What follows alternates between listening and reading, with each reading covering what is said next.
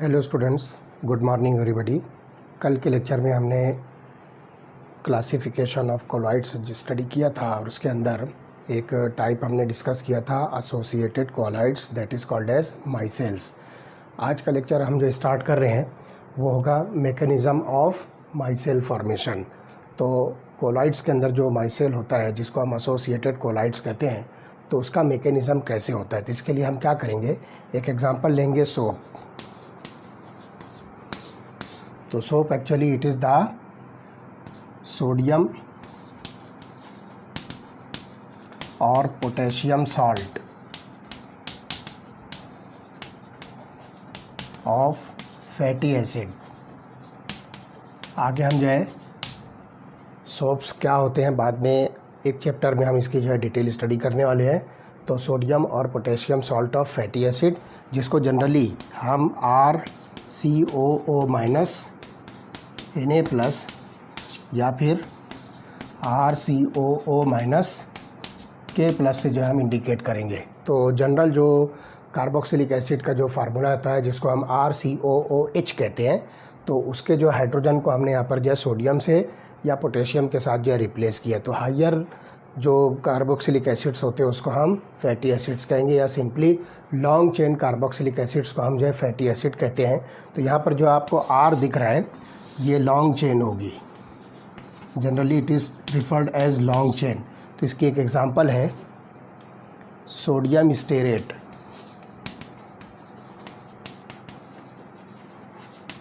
जिसका फार्मूला है C17H35COO minus Na plus. ये मॉलिक्यूल है सोडियम स्टेरेट, जिसको आप जो है one of the examples of soap कहोगे। तो जनरली ये जो है बहुत सारे टाइप के जो है सोप्स के अंदर ये मटेरियल, ये कंपाउंड जो है प्रेजेंट होता है, जिसको हम सोडियम स्टेरेट कहेंगे। तो सोडियम स्टेरेट के देखिए हम यहाँ पर जो C17H35 को किस तरह से जो है रिप्रेजेंट करेंगे, लुक हियर। तो इस फार्मूले को मैं मैनिपुलेट करता हूँ, ये हो जाएगा CH3 CH2 16 times then COO minus Na plus. तो ये हो जाएगा सोडियम स्टेरेट। इसका जो स्ट्रक्चर होगा देखिए किस तरह से होगा, लुक हियर। मैं यहाँ पर जो है CH3 लिखने के बाद जो है 16 टाइम जो है CH2 लिखता हूँ। तो लुक हियर 1 2 3 4 5 6 7 8 9 10 11 12 13 14 15।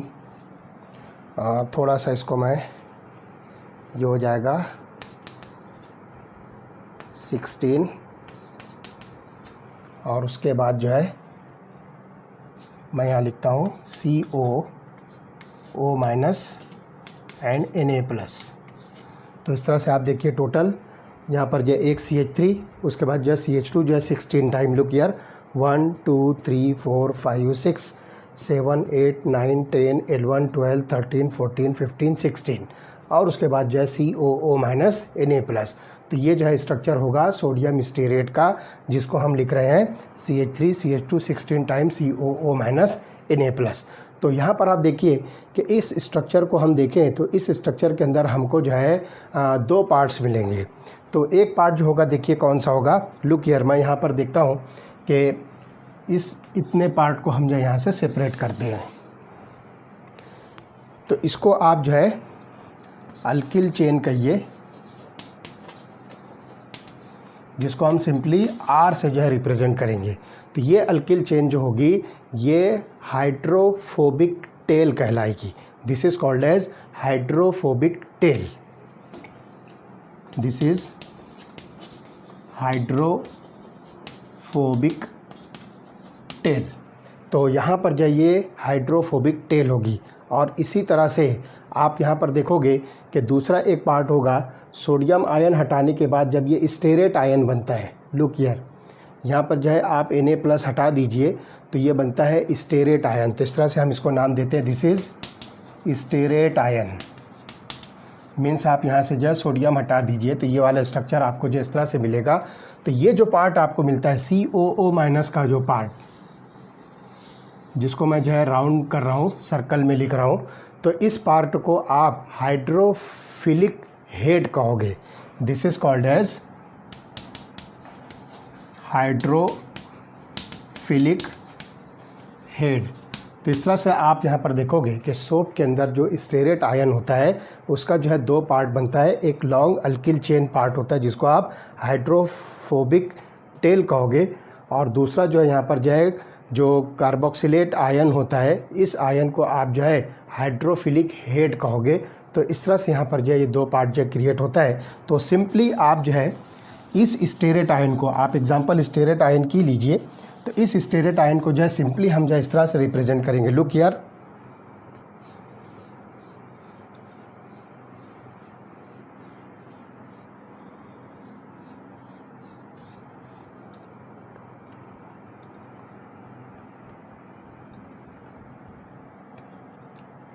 और ये इस तरह से,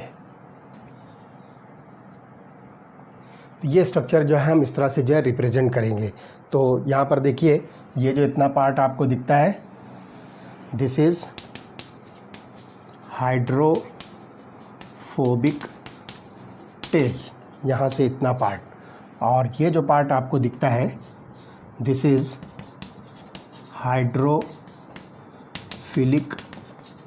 हेड। तो ये दो पार्ट जो है हमको मिलते हैं। तो सिंपली हम जो है इस स्टेरेट आयन को जो है इस तरह से जो है रिप्रेजेंट कर सकते हैं।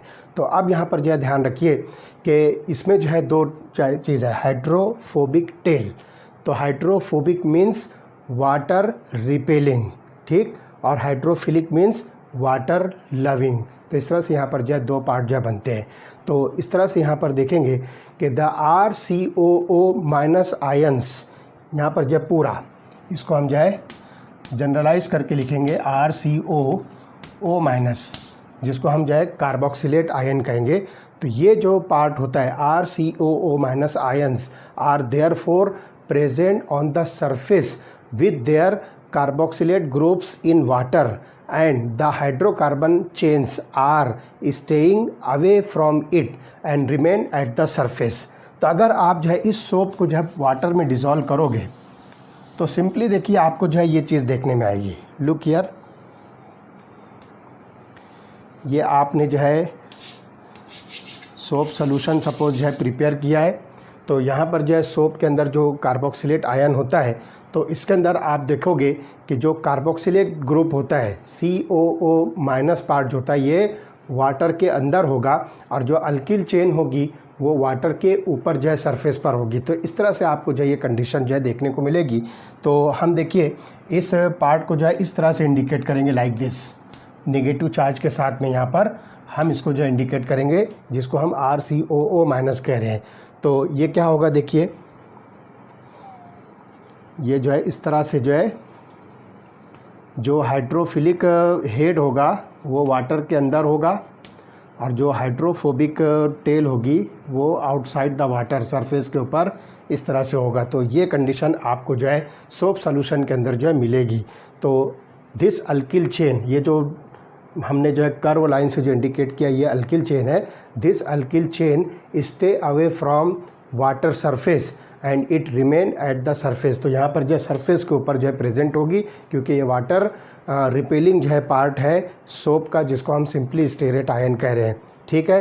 But the critical micelle concentration जब ये जो है अचीव होगा, जिसको हम CMC कह रहे हैं, तो at CMC critical micelle concentration पर क्या होगा, ये बात जो अच्छी तरह से समझ के चलिए कि eight critical micelle concentration the anions are pulled into the bulk of the solution and aggregate to form a spherical shape with their hydrocarbon chains pointing towards the center of the sphere with COO minus part remaining outward on the surface of the sphere। जब यहाँ पर जो है CMC जो achieve हो जाएगा, critical micelle concentration आ जाएगा, तो यहाँ पर जो कंडीशन बदल जाएगी। अब क्या होगा कि जो COO माइनस पार्ट होगा ये स्फीयर के बाहर होगा, तो ये जो जितने भी कार्बोक्सिलेट आयंस हैं ये सब जो है एग्रीगेट होंगे एक स्फीयर के फॉर्म में। तो लुक हियर, इस तरह से जो है एक स्फेरिकल शेप जो है बनेगा, और उसमें कंडीशन ये होगी कि स्फीयर के बाहर जो है आपको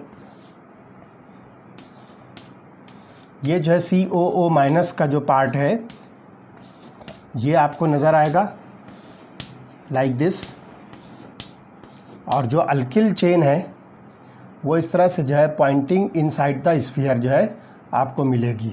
तो इस तरह से जो है ये स्फेरिकल शेप में जो है ये एग्रीगेशन होगा। ये कंडीशन आपको कब मिलेगी? जब जो है क्रिटिकल माइसेल कॉन्सेंट्रेशन अच्छी होगा, तो ये स्फेरिकल शेप के अंदर जो आएगा। और इस कंडीशन को ध्यान रखिए, an aggregate thus formed is known as ionic micelle. तो इसको हम जो है नाम देंगे, this is called as ionic micelle. तो इस तरह से ये जो है मैकेनिज़्म ऑफ माइसेल फॉर्मेशन जो है आपको मिलेगा। तो ध्यान रखिए, जब सिंपल जो है सोप को आप जो वाटर में डिज़ोल्व करोगे तो पहले तो आपको ये कंडीशन मिलेगी जिसमें जो है जो कार्बोक्सिलेट जो COO माइनस आयन है ये inside the bulk of the water होगा, और जो अल्किल चेन होगी ये जो है above the surface of the water होगा, वाटर की सरफेस के ऊपर जो है ये आपको दिखेगा। लेकिन जो है क्रिटिकल माइसेल कॉन्सेंट्रेशन जब अचीव होगा तो उस क्रिटिकल माइसेल कॉन्सेंट्रेशन पर ये जो RCOO माइनस जो पार्ट है सोप का, जिसको हम सिंपली स्टेरेट आयन कह रहे हैं, हमने एग्जांपल जो है स्टेरिक एसिड सोडियम स्टेरेट लिया है, तो इसका जो स्टेरेट आयन क्या करेगा, ये एग्रीगेट होगा, और एग्रीगेट होने के बाद जो ये एक स्फीयर का शेप जो है अचीव करेगा, और उसके स्फीयर में जो हैगा स्फीयर के बाहर जो है आपको यहाँ पर जो है COO माइनस पार्ट मिलेगा, और अल्किल चेन जो होगी वो इनसाइड द स्फीयर जो है ये पॉइंट करेगा। तो इस तरह से यहाँ पर जो एग्रीगेट बनता है, इस एग्रीगेट को हम नाम देंगे आयोनिक माइसेल। इसी तरह से यहाँ पर जो है डिटर्जेंट्स अगर आप लेते हो तो डिटर्जेंट्स में हम जो है सोडियम लॉरिल सल्फेट लेते हैं। It is sodium lauryl sulphate.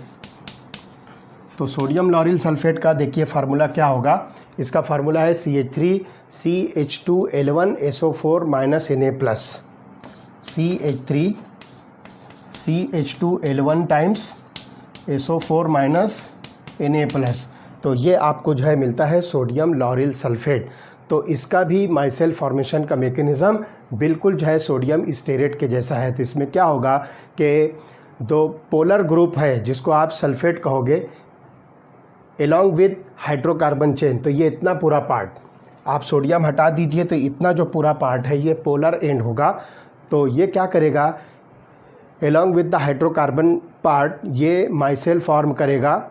तो यहाँ पर जो है mechanism of formation of micelle is same as that of the soap. तो यहाँ पर जो है ये बिल्कुल इसी तरह से जो है काम करेगा जैसे सोप के अंदर जो है ये कार्बोक्सिलेट आयन जिसको हम स्टेरेट आयन कह रहे हैं वो इस तरह का जो है एग्रीगेट फॉर्म करता है स्फेरिकल शेप का। बिल्कुल इसी तरह से ये इतना पार्ट जो है सल्फेट जो आयन है एलॉन्ग विद अल्किल ग्रुप। तो ये आप देखिए अल्किल ग्रुप है जिसमें टोटल L1+1 कितने टोटल 12 कार्बन होते हैं। तो ये 12 कार्बन वाली अल्किल चेन जो है इस तरह से इनसाइड द स्फीयर होगी और जो है सल्फेट ग्रुप जो है ये बाहर की तरफ होगा। तो इस तरह से यहाँ पर जो है माइसेल का फॉर्मेशन होगा। तो सोप और डिटर्जेंट दोनों के अंदर जो है आपको माइसेल का फॉर्मेशन मिलेगा। So this is about the mechanism of myself formation. चलिए देखते हैं क्लींसिंग एक्शन ऑफ सोप। साबुन जो है किस तरह से क्लींसिंग एक्शन जो है शो करता है, तो हम इसको जो है डिस्कस करेंगे। That is cleansing action of soap. तो बिल्कुल जो है माइसेल फॉर्मेशन के मैकेनिज़्म पर जो है यहाँ पर सोप का जो है क्लींसिंग एक्शन होगा। तो it has been mentioned earlier that a micelle consist of hydrophobic hydrocarbon like central core. The cleansing action of soap is due to the fact that soap molecules form the micelle around the oil droplets in such a way that hydrophobic part of the stearate ion is in the droplet and hydrophilic part objects out or it projects out of the grease droplet like the bristles. तो यहाँ पर आप देखिए एक simple mechanism मैं आपको बताता हूँ। लुक हियर, ये एक जो है सरफेस है, इस सरफेस के ऊपर जो है ये ग्रीस का जो है ड्रॉपलेट है। सपोज़ यहाँ पर जो है ये गंदा हो गया, ग्रीस या ऑयल वाट एवर जो कुछ भी इसके ऊपर जो है गंदगी लगी हुई है, तो आप इसको थोड़ी देर के लिए जो है ग्रीस ऑन क्लॉथ कंसीडर कीजिए। इस सरफेस को आप जो है क्लॉथ कंसीडर कीजिए और इसको आप जो है ग्रीस कंसीडर कीजिए, तो ये हो जाएगा ग्रीस ऑन क्लॉथ। तो ये आपके पास में एक सरफेस है, इसे आपको जो है वॉश आउट करना है, इसे आपको जो है साफ़ करना है with the help of soap. तो हम इसको जो है क्लींजिंग एक्शन ऑफ सोप कहेंगे। तो यहाँ पर क्या होगा कि जैसे ही आप जो है इस सरफेस को, है ना, जिसके ऊपर जो है ग्रीस लगी हुई है, इसको आप जो है पानी से गीला करोगे और पानी से गीला करने के बाद जब आप इसके ऊपर जो है सोप अप्लाई करोगे, तो सोप का जो स्टेरेट आयन है वो इस ग्रीस के साथ जो है क्या करेगा, एक माइसेल फॉर्म करेगा। तो straight ions will arranging around the grease droplets. तो यहाँ पर जो ग्रीस ड्रॉपलेट्स के साथ में ये जो है अरेंज होंगे। तो देखिए अगली स्टेप जो होगी वो क्या होगी, लुक हियर, ये ग्रीस का ड्रॉपलेट है, इसके साथ में जब आप सोप अप्लाई करोगे तो बिल्कुल देखिए इस तरह से जो है माइसेल का फॉर्मेशन होगा लाइक दिस। तो इस तरह से ये जो है क्या करेंगे, ग्रीस मॉलिक्यूल के साथ जो ये स्टेरेट आयन जो क्या करेगा, माइसेल फॉर्मेशन करेगा। तो इट इज़ माइसेल फॉर्मेशन। अब आगे देखिए मैकेनिज्म क्या है। Since the polar groups can interact with water, तो ये पोलर ग्रुप जो है वाटर के साथ जो इंटरेक्ट करेगा, तो इसकी वजह से क्या होगा, the oil droplet surrounded by the stearate ion is now pulled in water and remove from the dirty surface. तो ये वाटर के अंदर जो है ये चला जाएगा और इस तरह से जो है इस सरफेस के ऊपर से ये क्या करेगा, ये अपने आप को जो है डिपार्ट कर लेगा, ये अपने आप को हटा लेगा और इस तरह से जो है वो क्लॉथ की सरफेस जो है बिल्कुल क्लीन हो जाएगी इस तरह से। और ये जो है ग्रीस का जो ड्रॉपलेट है ये जो है इस तरह से माइसेल के फॉर्म में ये यहाँ से सेपरेट हो जाएगा लाइक दिस। और जब आप इसको वाटर के साथ जो है वॉश आउट करोगे तो ये वाटर के फ्लो के साथ जो ये बहकर निकल जाएगा, सेपरेट हो जाएगा। तो इस तरह से जो ये क्लींसिंग एक्शन ऑफ सोप होता है। तो ध्यान रखिए स्टेरेट आयन जो है ये क्या होता है, पोलर ग्रुप होता है और ये वाटर के साथ जो है इंटरेक्ट होता है और जैसे ही वाटर के साथ ये कांटेक्ट में आएगा फ़ौरन जो है ये माइसेल फॉर्मेशन से जो है सेपरेट हो जाएगा और ये क्लॉथ की सरफेस जो है बिल्कुल डर्ट फ्री हो जाएगी, ग्रीस यहाँ से जो है निकल जाएगा और साफ़ हो जाएगा। तो इस तरह से यहाँ पर जो है ये एग्रीगेट के फॉर्म में, माइसेल के फॉर्म में ये जो है ऑयल ड्रॉपलेट जो है क्या होगा, सोप के ज़रिए से जो है आसानी के साथ जो है वॉश आउट हो जाएगा। तो this greasy surface can be clean by the myself formation of the soap. तो यहाँ से जो है आप इसको जो है बहुत आसानी के साथ और फ्लो ऑफ वाटर के साथ जो है आप इसको आसानी के साथ जो है वॉश आउट कर सकते हो। तो 10 water and remove 10 soap helps in emulsification and washing away of oils and fats, and the negatively charged sheet around the globules prevents them from coming together and forming the aggregates। तो इस तरह से ये जो है दोबारा से इसके ऊपर जो है नहीं आ सकेगी। तो सोप यहाँ पर जो है क्या करेगा, ये इमल्सिफिकेशन का जो है काम करेगा। तो ये जितना भी ग्रीस या डर्ट है उसको जो है इमल्सीफाई करके इसको जो है यहाँ से जो है सेपरेट कर देगा और इस तरह से वो ऑब्जेक्ट, चाहे वो क्लॉथ हो या कोई भी सरफेस हो, वो जो है फ्री फ्रॉम ग्रीस या फ्री फ्रॉम डर्ट हो जाएगी और इस तरह से बिल्कुल वो साफ़ सुथरी हो जाएगी। तो this is the cleansing action of soap. ठीक है, चलिए अब आते हैं नेक्स्ट टॉपिक हम जो है डिस्कस करेंगे, प्रिपरेशन ऑफ कोलॉइड्स। कोलॉइड जो है कैसे आप जो है प्रिपेयर कर सकते हैं। तो look here, next topic is the preparation of colloids. Colloids को प्रिपेयर करने के लिए बहुत सारे जो मेथड्स हैं, जिसमें सबसे पहला मेथड होगा that is a chemical method. तो फर्स्ट मेथड हम यहाँ पर जो डिस्कस करेंगे, केमिकल मेथड।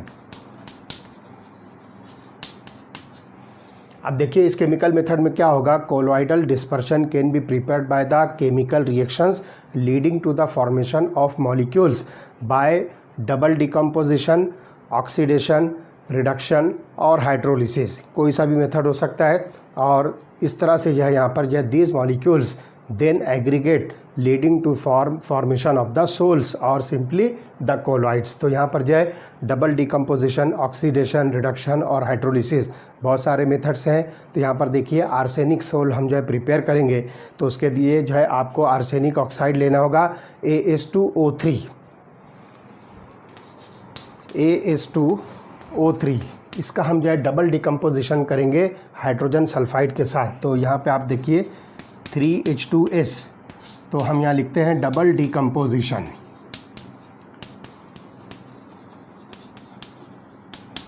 तो डबल डिकम्पोजिशन से यहाँ पर जो है आर्सेनिक की सल्फाइड जो है सोल बनेगी, तो ये बनेगा AS2S3।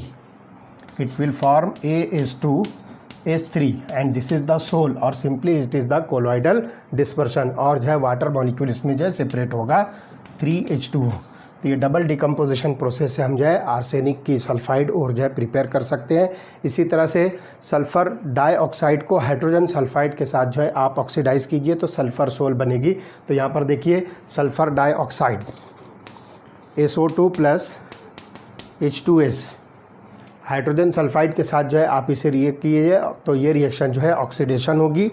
तो ऑक्सीडेशन में आपको मिलेगा ये सल्फ़र की जो है सोल बनेगी। आप देखिए यहाँ पे 2 सल्फ़र और ये 1 सल्फ़र, इस तरह से जो है 3S ये सल्फ़र की जो है सोल बनेगी और आपको मिलेगा वाटर मॉलिक्यूल। तो इस प्रोसेस को आप जो है नाम दीजिए ऑक्सीडेशन। तो यहाँ पर जो है हाइड्रोजन सल्फाइड जो है ये ऑक्सीडाइजिंग एजेंट के तौर पर जो है यूज़ हो रहा है। तो इस तरह से यहाँ पर आपको ये रिएक्शन मिलेगी ऑक्सीडेशन। उसके बाद जो है एक मेथड जो है यहाँ पर जो रिडक्शन का है जिसमें आप जो है गोल्ड सोल जो है प्रिपेयर कर सकते हो। तो ऑरियम क्लोराइड आप लीजिए 2AuCl3,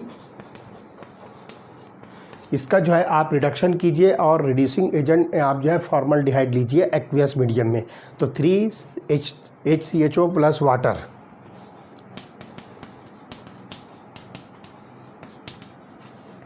तो यहाँ पर जो है प्रोसेस होगा रिडक्शन। तो रिडक्शन प्रोसेस से आपको जो है गोल्ड सोल मिलेगी 2Au, है ना, इस तरह से 2Au this is the soul, ठीक है। और बाकी जो है आपको साइड प्रोडक्ट मिलेगा फॉर्मिक एसिड और हाइड्रोजन क्लोराइड।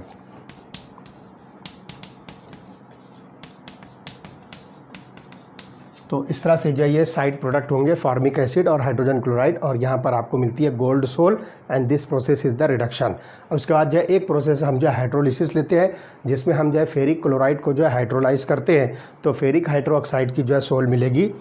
तो आप देखिए FeCl3 प्लस वाटर।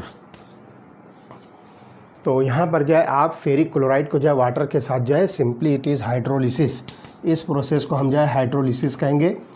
तो you will get here FeOH thrice, ferric hydroxide की ये जो सोल बनेगी this is the colloidal dispersion और हाइड्रोक्लोरिक एसिड जो है यहाँ पर सेपरेट होगा।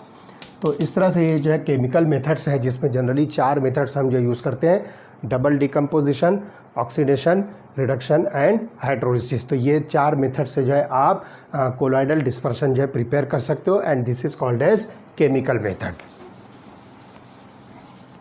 उसके बाद जो है नेक्स्ट मेथड जो है दैट इज़ इलेक्ट्रिकल डिसइंटीग्रेशन और ब्रेडिग्स आर्क मेथड। सेकंड मेथड जो होगा इलेक्ट्रिकल डिसइंटीग्रेशन या इसका दूसरा नाम है ब्रेडिग्स आर्क मेथड। तो इसके अंदर जो है आपको क्या करना है कि this process involves dispersion as well as condensation. तो यहाँ पर जो डिस्पर्शन और कंडेंसेशन दोनों प्रोसेस इसमें जो है मिलेगा। तो इसमें क्या होगा कि colloidal sols of metal such as gold, silver, platinum. तो यहाँ पर जो है गोल्ड, सिल्वर, प्लेटिनम की जो है आप जो है कोलॉइडल सोल या कोलॉइडल डिस्पर्शन जो प्रिपेयर कर सकते हो। तो it can be prepared by this method. तो इस मेथड को हम जो है इलेक्ट्रिकल डिसइंटीग्रेशन मेथड या सिंपली ब्रेडिग्स आर्क मेथड जो है कहेंगे। तो इसके अंदर क्या होगा कि electric arc is struck between the electrodes of the metal immersed in the dispersion medium. जिस मेटल की जो है आपको सोल प्रिपेयर करना है तो उसका जो है आप इलेक्ट्रोड बना दीजिए और इलेक्ट्रिकल जो है वहाँ पर जो है इलेक्ट्रिक करंट जो उसमें से जो है पास कीजिए। तो उसमें क्या होगा कि इलेक्ट्रिक आर्क जो है वहाँ पर जो है आप दो इलेक्ट्रोड्स के बीच में जो है स्ट्रक कीजिए और उस मेटल को जो है डिस्पर्शन मीडियम के अंदर जो है आप डिप कीजिए। तो इसमें क्या होगा, the intense heat between the intense heat produced varieties of the metal. तो यहाँ पर जो है क्या होगा कि इंटेंस हीट इसमें जो है प्रोड्यूस होगी, तो ये मेटल को क्या करेगा, वेपोराइज करेगा। तो मेटल जो है वेपोराइज होने के बाद वो जो है कंडेंस होगी और कंडेंस होने के बाद ये particles of the colloidal size जो है अचीव कर लेंगे और उस तरह से उस मेटल की जो है क्या होगी, सोल जो है प्रिपेयर होगी। तो इसके लिए देखिए एक सिंपल एपरेटस आपको जो है यूज़ करना है।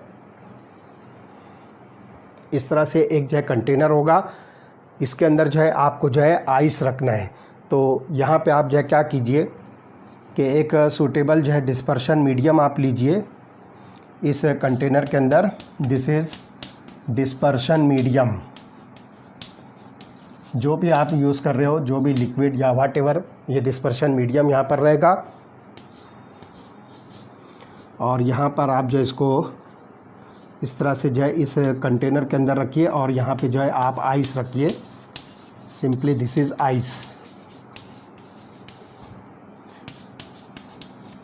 और दो मेटल्स आप लीजिए, जिस मेटल की भी, जैसे कि गोल्ड है, प्लेटिनम है या फिर जो है सिल्वर है, तो उसका जो है सोल प्रिपेयर करना है तो वो मेटल्स की जो है रॉड्स लीजिए या वाट एवर जो भी ऑब्जेक्ट्स होंगे।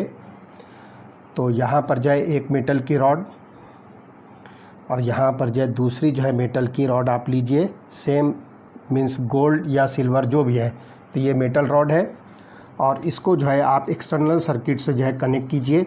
तो यहाँ पर जो है मेटल आर्क जो है बनेगा, ये इलेक्ट्रिकल आर्क बनेगा, जिसकी वजह से जो है जो हीट क्रिएट होगी उस हीट की वजह से ये मेटल जो है क्या होगी, वेपराइज होगी।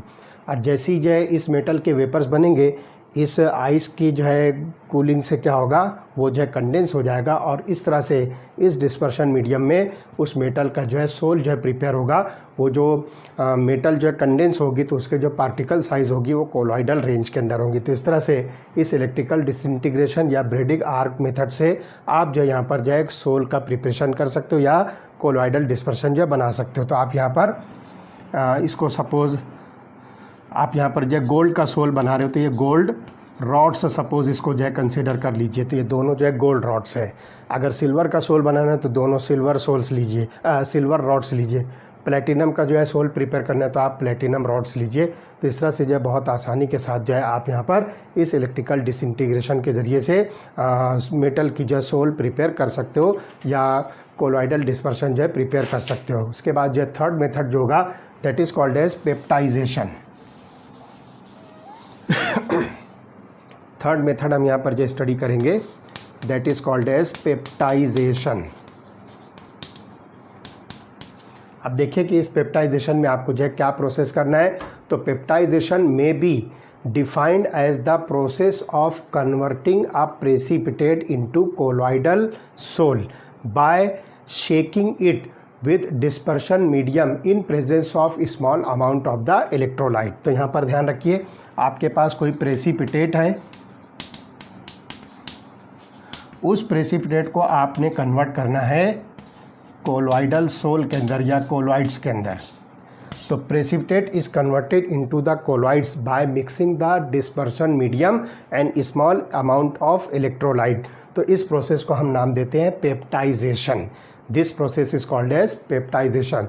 तो the electrolyte used for this purpose is called as peptizing agent. तो इसके अंदर जो इलेक्ट्रोलाइट हम जो यूज़ कर रहे हैं उस इलेक्ट्रोलाइट को हम नाम दे रहे हैं peptising agent. It is called peptising agent. तो इस तरह से जो है इस प्रोसेस को हम नाम देते हैं पेप्टाइजेशन। तो इसके अंदर जो है ध्यान रखिए कि this method is applied generally to convert a freshly prepared precipitate into a colloidal sol. तो फ्रेशली प्रिपेयर्ड प्रेसिपिटेट को कोलॉइडल सोल में कन्वर्ट करने के लिए हम ये मेथड जो यूज़ करते हैं। तो ड्यूरिंग द पेप्टाइजेशन क्या होता है, the precipitate adsorb one of the ions of electrolyte on its surface. तो प्रेसिपिटेट क्या करेगा, इलेक्ट्रोलाइट के किसी भी आयन को जो अपनी सरफेस पर क्या करेगा, एडसॉर्ब कर लेगा। ठीक है, अब इसके बाद जो है क्या होगा कि this causes the development of positive और negative charge on the precipitate. अब मान लीजिए कि सपोज़ आपने सोडियम क्लोराइड लिया है, तो सोडियम क्लोराइड में आपको जो है Na+ और Cl- मिलेगा। सपोज़ ये प्रेसिपिटेट का जो है सरफेस है और इसने जो है सोडियम आयन को जो है अपनी सरफेस पर जो है एडसॉर्ब किया है, तो इस तरह से इस प्रेसिपिटेट को जो है मिलेगा पॉजिटिव चार्ज। या इसने जो है क्लोराइड आयन को अपनी सरफेस पर एडसॉर्ब किया तो प्रेसिपिटेट को मिलेगा नेगेटिव चार्ज। तो व्हाटएवर पॉजिटिव या नेगेटिव चार्ज ये डिपेंड करता है कि कौन सा आयन जो है इस इलेक्ट्रोलाइट का उस प्रेसिपिटेट की सरफेस पर जाकर जो डिपॉजिट हुआ है, उसके ऊपर जाकर जो है एडसॉर्ब हुआ है। तो इस तरह से वहाँ पर जो है एक पर्टिकुलर चार्ज मिलेगा which ultimately breaks up into smaller particles of the size of the colloidal dispersion. तो यहाँ पर जो क्या करेगा, ये जब जो है एडसॉर्ब होगा तो क्या करेगा, इस प्रेसिपिटेट को जो है ब्रेक डाउन करेगा और ब्रेक डाउन होने के बाद जो पार्टिकल्स बनेंगे वो कोलॉइडल रेंज के होंगे। तो इस तरह से यहाँ पर जो है precipitate is converted into the colloidal sol. और यहाँ पर जो है ये फिनोमेना जो है हमने जो है पिछले चैप्टर में जो है स्टडी किया है कि किस तरह से जो है कोलॉइडल डिस्पर्शन जो है प्रिपेयर होता है by breaking down the precipitate. Okay, तो इस तरह से यहाँ पर जो है 3 मेथड से आप जो है प्रिपरेशन ऑफ कोलॉइड्स जो है कर सकते हो। पहला मेथड जो होगा केमिकल मेथड है, जिसमें हम डबल डिकम्पोजिशन, ऑक्सीडेशन, रिडक्शन और हाइड्रोलिसिस कर सकते हैं। दूसरा मेथड जो होगा ब्रेडिक्स आर्क मेथड, और तीसरा मेथड जो है ये पेप्टाइजेशन है। तो इसके अंदर ध्यान रखिए जो इलेक्ट्रोलाइट हम यूज़ करते हैं generally that electrolyte is nothing but the peptising agent. तो ये जो है methods of the preparation of colloids हैं। अब चलिए देखते हैं purification of colloidal solutions. Purification of colloidal solutions. जो कोलॉइडल सॉल्यूशंस या कोलॉइडल डिस्पर्शंस होते हैं उसके अंदर जो इम्प्यूरिटीज़ प्रेजेंट होती है, उन इम्प्यूरिटीज़ को हम जो है किस तरह से सेपरेट कर सकते हैं, किस तरह से उसको जो है रिमूव कर सकते हैं। तो इसके लिए जो हमारे पास जो है बहुत सारी जो है टेक्निक्स है। तो ध्यान रखिए the colloidal solutions when prepared generally contain excessive amount of electrolytes and some other soluble impurities. तो इसमें जो है बहुत सारे जो इलेक्ट्रोलाइट्स होते हैं और बहुत सारी जो इसके अंदर जो इम्प्यूरिटीज़ भी होती है। While the presence of traces of electrolyte is essential for the stability of the colloidal solution, large quantity is coagulated। यहाँ पर जो ध्यान रखिए कि कोलॉइडल सॉल्यूशन की स्टेबिलिटी के लिए जो इलेक्ट्रोलाइट जो ज़रूरी होता है, लेकिन अगर उसी इलेक्ट्रोलाइट की क्वांटिटी अगर जो है लार्जर हो जाए तो वो क्या करेगा, उसको जो है कोएगुलेट कर देगा। तो इसकी वजह से क्या होगा कि जो कोलॉइडल सॉल्यूशन जो है या कोलॉइडल डिस्पर्शन है उसकी स्टेबिलिटी जो है डिक्रीज़ होती है। तो यहाँ पर जो ध्यान रखिए it is therefore necessary to reduce the concentration of the soluble impurities to requisite minimum. तो यहाँ पर जो है ये ज़रूरी हो जाता है कि आप उस सॉल्युबल इम्प्यूरिटीज़ को जो है यहाँ पर जो है ख़त्म करो, उसको जो है मिनिमम कर दो। तो क्या होगा, the process of reducing the amount of impurities to a requisite minimum is known as purification of colloidal solution। तो इस प्रोसेस को हम जो है नाम दे रहे हैं प्यूरिफिकेशन ऑफ कोलॉइडल सॉल्यूशन, जिसके अंदर हम कॉन्सेंट्रेशन ऑफ द इम्प्यूरिटीज़ को क्या कर रहे हैं, रिड्यूस कर रहे हैं। तो इसके लिए जो है हम कुछ मेथड्स यूज़ करेंगे, जिसके अंदर पहला मेथड होगा डायलिसिस, दूसरा मेथड है इलेक्ट्रोडायलिसिस और तीसरा मेथड है अल्ट्रा फिल्ट्रेशन। तो मैं यहाँ पर जो उसको पहले लिस्ट बना लेता हूँ। First method is dialysis, second method is electrodialysis and third method is ultra filtration. तो ये 3 मेथड से हम जो है कोलॉइडल सॉल्यूशंस को जो है प्यूरिफाई कर सकते हैं। चलिए देखते हैं सबसे पहला मेथड जो होगा दैट इज़ डायलिसिस। तो it is the process of removing a dissolved substance from the colloidal solution bye means of diffusion through a suitable membrane. तो यहाँ पर हम जो है पर्टिकुलर जो है मेम्ब्रेन यूज़ करेंगे, जिसको आप एनिमल ब्लैडर कह सकते हो या फिर जो है पार्चमेंट पेपर या और भी कोई ऐसी शीट होगी जिसके अंदर से जो है डिफ्यूजन जो है पॉसिबल हो सकता है, आप वो वहाँ पर जो है यूज़ कर सकते हो। ध्यान रखिए, सिंपल फ़िल्टर पेपर आप यूज़ नहीं कर सकते हो, क्योंकि सिंपल फ़िल्टर पेपर के जो पोर्स होते हैं उसकी साइज़ इतनी होती है कि कोलॉइडल पार्टिकल भी उसमें से पास हो सकते हैं।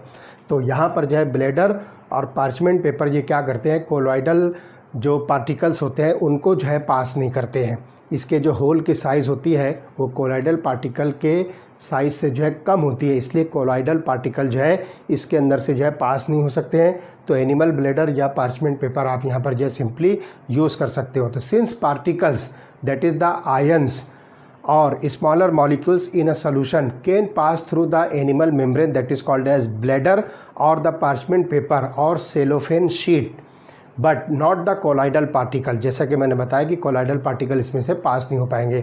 तो यहाँ से आप जो है बहुत आसानी के साथ जो इसको प्यूरीफाई कर सकते हो। तो इसके लिए जो है आपको क्या करना है कि एक बैग जो है आपको जो है प्रिपेयर करना है जो इनमें से किसी चीज़ की बनी हो सकती है। यहाँ पे एक चीज़ और लिख लिए, सेलोफेन। तो एनिमल ब्लेडर लीजिए, पार्चमेंट पेपर लीजिए या सेलोफेन शीट लीजिए। तो इसकी जो है एक बैग जो है आप प्रिपेयर कीजिए इस तरह से। आपकी बुक में जो इस तरह का जो है शेप बना हुआ है लाइक दिस। मैं यहाँ पर जो इसको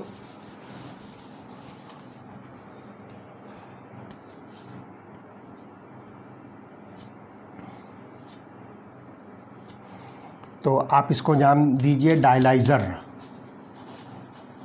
ये बैग जो है किस चीज़ की बनी होगी, ये जो पार्चमेंट पेपर है या एनिमल ब्लेडर है या फिर जो है सेलोफेन की बनी होगी। और इसके अंदर जो है आप कोलॉइडल सॉल्यूशन जो है इसके अंदर लीजिए। दिस इज़ कोलॉइडल डिस्पर्शन, जिसे आपने जो है प्यूरीफाई करना है। ठीक, तो ये आप इसके अंदर जो है फिल कर लीजिए और फिर उसको जो है आप एक वाटर बाथ में लीजिए जिसके अंदर जो है कंटिन्यूअस वाटर का फ्लो होगा। यहाँ से आप जो है वाटर इंटर कीजिए और इस कंटेनर के अंदर भी जो है आपको वाटर मिलेगा। ठीक, तो वाटर का फ्लो आप जो है कंटिन्यूअस कीजिए। तो वाटर क्या करेगा, इस डायलाइज़र के अंदर जो है इंटर होगा और इसके अंदर जो कुछ भी इम्प्यूरिटीज़ होगी जिसकी साइज़ जो है इस पार्चमेंट पेपर की या इस डायलाइज़र के होल से छोटी होगी, तो वह आसानी के साथ जो है इसमें से बाहर निकलेंगे और कंटिन्यूअसली यहाँ पर जो है आपको इम्प्यूरिटीज़ जो है इस बैग से जो है बाहर निकलती हुई जो है आपको दिखेगी। तो ये बात जो है ध्यान रखिए कि यहाँ पर जो है वाटर प्लस क्रिस्टलॉइड। तो यहाँ पर आप जो है देखिए कि अब वाटर के अंदर जब ये प्रोसेस स्टार्ट हो जाएगा, यहाँ से आप जो है कंटिन्यूअस वाटर का फ्लो रखिए तो ये वाटर इसके अंदर से एंटर होगा। तो कुछ वक्त के बाद जो है यहाँ पर आपको जो है सिर्फ कोलॉइडल पार्टिकल्स मिलेंगे। तो यहाँ पर जो ये कोलॉइडल डिस्पर्शन है तो कोलॉइडल पार्टिकल्स, और सपोज़ ये इम्प्यूरिटी के पार्टिकल्स हैं, ये जो मैं डॉट डॉट बना रहा हूँ सपोज़ ये इम्प्यूरिटी के पार्टिकल है। जब कंटिन्यूअस वाटर का फ्लो इसमें से चलता रहेगा तो थोड़ी देर के बाद जो ये इम्प्यूरिटी के पार्टिकल जो है यहाँ से निकल कर इस वाटर के अंदर जो चले आएंगे। तो इस तरह से ये आपको जो है प्रोसेस मिलेगा। तो यहाँ पर आपको जो है ये क्रिस्टलॉइड आप इसको कहिए, this is called as crystalloid and this crystalloid is nothing but an impurity। तो इस तरह से जो है इस प्रोसेस को हम जो है नाम देंगे डायलिसिस। ठीक है, उसके बाद जो है नेक्स्ट जो प्रोसेस होगा that is called as electrodialysis. कुछ नहीं करना है आपको, बिल्कुल सेम यही प्रोसेस जो है अप्लाई करना है और इसके अंदर सिर्फ आपको जो है इलेक्ट्रोड्स जो है लगा दे जाए, कैथोड और एनोड। तो यहाँ से जो है आप इसको जो है बाहर निकाल के जो है इसको कंप्लीट जो है आप प्यूरीफाई कर सकते हो। तो ये यहाँ से वाटर जो है एंटर होता रहेगा, कंटिन्यूअस फ्लो होता रहेगा और यहाँ से वाटर जो है बाहर होगा जिसके अंदर वाटर के साथ जो है क्रिस्टलॉइड जो है निकलता रहेगा। और कुछ देर के बाद जो है इस बैग के अंदर सिर्फ जो है आपको कोलॉइडल पार्टिकल्स मिलेंगे जो अपने डिस्पर्शन मीडियम के अंदर जो है प्रेजेंट होंगे। तो इस तरह से बाद में फिर आप ये बैग बाहर निकाल लीजिए और colloidal particle they are free from any impurities. ठीक है, अब इसी को क्या कीजिए, दूसरा जो है इलेक्ट्रोडायलिसिस। तो यहाँ पर ध्यान रखिए कि जो जनरली इम्प्यूरिटीज़ जो होती है सिंपली वो जो है क्या होते हैं, पोलर मॉलिक्यूल्स होते हैं। तो अपोजिट पोल्स की तरफ जो है वो माइग्रेट होंगे। तो इस तरह से आप आसानी के साथ उसको जो है सेपरेट कर सकते हो। तो इसके लिए फिर से आप वही डायलाइज़र यूज़ कीजिए। ये जो है बैग होगी, इसके अंदर आपके पास में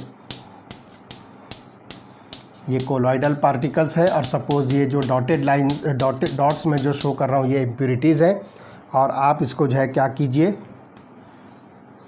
वाटर के अंदर जो इसको रखिए,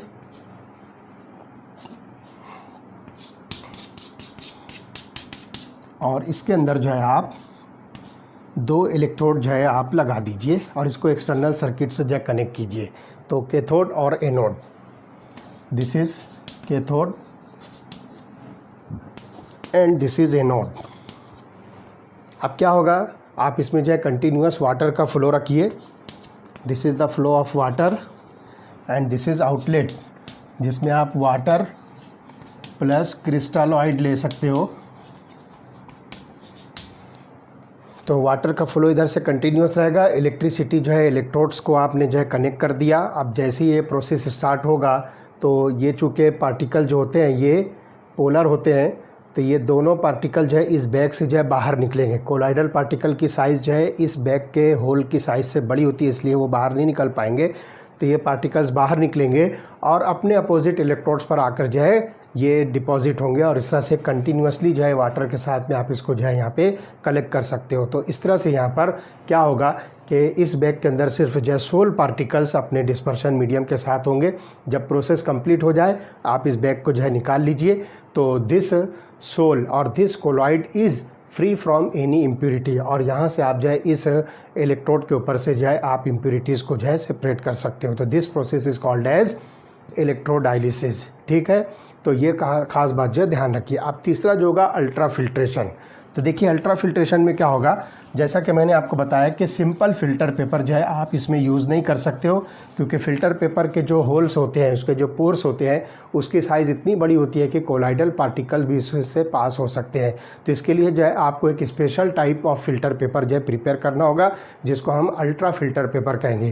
तो यहाँ पर क्या होगा कि ultra filtration is the process of separating the colloidal particles from the solvent and soluble solutes present in the colloidal solution by specially prepared filters which are permeable to all substances except the colloidal particles। तो यहाँ पर आपको जो है एक ultra filter paper जो है prepare करना है। अब कैसे बनेगा, colloidal particle can pass through ordinary filter paper because the pores are too large. However, the pores of the filter paper can be reduced in size by impregnating with collodion solution to stop the flow of colloidal particles। तो यहाँ पर जो है collodion solution,